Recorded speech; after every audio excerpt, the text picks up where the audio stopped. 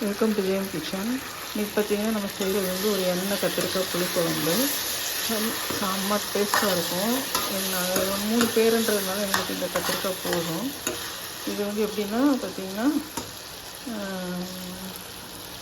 நல்லெண்ணெய் ஊற்றி செய்யணும். நல்லெண்ணெயில் கடுகு உளுந்தம் பருப்பு போட்டு தக்காளி வெங்காயம் போட்டு தாளித்து விட்டு அந்த தக்காளி வெங்காயத்துலேயும் இந்த கத்திரிக்காயை போட்டு வதக்கி விட்டுறணும். அதுக்கப்புறம் பார்த்திங்கன்னா பாருங்கள் கலர்ஃபுல்லாக இருக்குது. ஏன்னா வந்து கத்திரிக்காய் நல்லா வெந்துடும். இதில் பார்த்திங்கன்னா நம்ம அடுத்து போட வேண்டிய இன்க்ரீடியன்ஸ் என்னென்னா காட்டுறேன் நான். பாருங்கள் கத்திரிக்காய் கொஞ்சம் நல்லா வெந்துருக்கு. இதுக்கு மேலே நம்ம வந்து குழம்பு எல்லாமே போடும்போது நல்லா இன்னும் சூப்பராக வந்துடும். சாப்பிட்றதுக்கு சூப்பராக இருக்கும். பாருங்கள் இதில் வந்து இந்த அளவுக்கு மஞ்சள் பொடி போட்டுருக்கேன். இங்கே போட்டுக்கலாம்.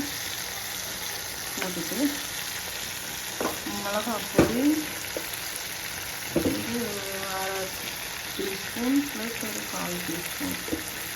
வெயில் வந்துருச்சு இல்லையா, கம்மியாகவே காரம் சேர்த்துக்கலாம். ஒரு 10 புளிக்குழம்புனால போட்டேன்.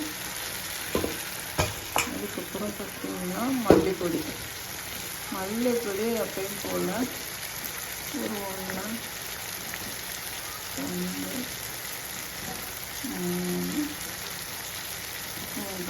அவ்வளோதாங்க. எல்லாமே ஓவர். இதை வந்து நம்ம கலரி விட்டுக்கலாம். இந்த மசால் வந்து எண்ணெயில் வேகட்டும், பச்சை வாசனை போகணும். எல்லாத்துக்குமே அப்படி தாங்க. புளிக்குழம்பாக இருக்கட்டும், மட்டனாக இருக்கட்டும், சிக்கனாக இருக்கட்டும், ஃபிஷ்ஷாக இருக்கட்டும், எல்லாத்துக்குமே இந்த பச்சை வாசனை போகிற வரைக்கும் நீங்கள் நல்லா வதக்கி தின்னாலே போதும். உங்களுக்கு வந்து குழம்பு நீங்கள் கொஞ்சம் நேரம் கொதிச்சாலும் போதும். வேணும் கொஞ்சமாக நம்ம தண்ணி ஆட் பண்ணிக்கலாம். தண்ணி ஆட் பண்ணிவிட்டு கொஞ்சம் இந்த பாத்திரத்தில் ஒட்டாமல் இருக்கும்.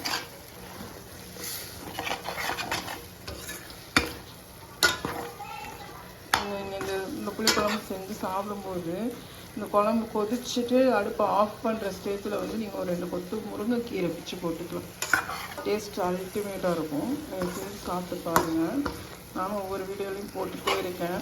பட் எனக்கு வந்து கமெண்ட்டில் யாருமே எதுவுமே கேட்கவும் மாட்டேங்கிறீங்க. ஸோ ஓகே போடணும், அதனால போட்டுட்ருக்கேன். பாருங்கள் இந்த குழம்பு வந்து நல்லா மசாலா வந்து கொஞ்சம் வேகவும் தேங்காய் அரைச்சி வச்சுருக்கேன். தேங்காய் பார்த்திங்கன்னா ஒரு 2 பல் தேங்காய், ஒரு 10 சின்ன வெங்காயம் போட்டு அரைச்சி வச்சுருக்கேன். எதுக்கு சின்ன வெங்காயம் போட்டிருக்கேன்னா குழம்புக்கு கிரேவி கன்சிஸ்டன்சி கொடுப்போம். அதுக்காக நான் வந்து 10 சின்ன வெங்காயமும் தேங்காயும் அரைச்சி வச்சுருக்கேன். நான் அதை குழம்புல ஊற்றுவேன் காட்டுறேன். பார்த்திங்கன்னா நம்ம அரைச்சி வச்சுருக்க ஃபைன் பேஸ்ட்டு தேங்காயும் நம்ம இதில் ஊற்றிட்டோம். தேங்காயும் இந்த கத்திரிக்காயும் நல்லா பிரண்டு சுருண்டு வரும்போது நம்ம வந்து இதில் புளி கரைச்சி ஊற்றிக்கலாம். ஏன்னா ஃபஸ்ட்டே புளி ஊற்றிட்டோன்னாக்க காய் கொஞ்சம் வேகிறது லேட் ஆகும்.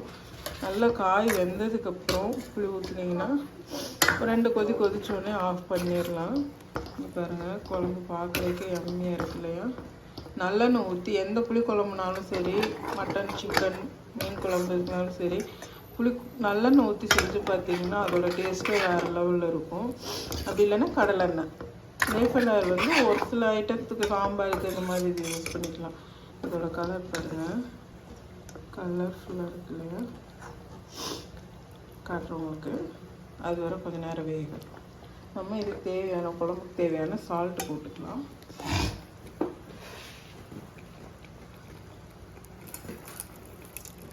நான் எப்போயுமே இவ்வளோ கம்மியாக குழம்பு வச்சதே இல்லைங்க. அன்றைக்கி நாங்கள் 3 பேர் இருக்கிறதுனால கம்மியாக வச்சுருக்கேன். இதுவே எங்கள் வீட்டில் மிச்சம் ஆகிடும்.